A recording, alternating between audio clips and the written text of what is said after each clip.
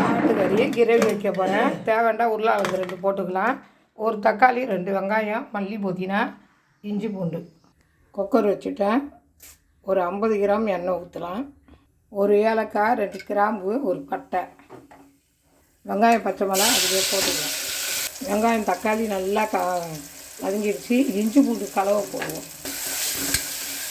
தனி மிளகாய்த்தூள் தேவைக்கு ஏற்றது, மஞ்சத்தூள் 1/4 சிட்டிகை, மெழுகுத்தூள் 1 ஸ்பூன், ஜீரக பொடி 1 ஸ்பூன், மல்லித்தூள் 1 ஸ்பூன், பூந்தலை சோத்து இலை நல்லா வாடையாக இருக்கும். மல்லி புதினா அதிலே போட்டு வதக்கலாம். 1/4 கிலோ ஆட்டுக்கறி அதையும் போட்டு ஒரு வதக்கிட்டு தான் நம்ம தண்ணி ஊற்றுங்க. உருளைக்கிழங்கு அதிலே போட்டுடலாம். தேவை உள்ளவங்க உருளைக்கிழங்கு போட்டுக்கோங்க. இது ஆட்டுக்கறி கிரேவி. ஒரு டம்ளர் தண்ணி அதிலே ஊற்றிட்டேன். தேவைக்கு ஏற்ற உப்பு. ஆட்டுக்கறி நல்லா வேகட்டும். விசில் போட்டுடலாம். ஒரு 7 விசில் போடலாம். 7வது விசில் வந்துடுச்சு. அடுப்பை ஆஃப் பண்ணிடலாம்.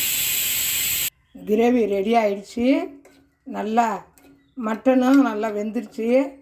இதுக்கு தேங்காய் போடக்கூடாது. இது மாதிரி தான் செஞ்சுக்கின்னு தோசைக்கு வச்சு சாப்பிட போகிறோம்.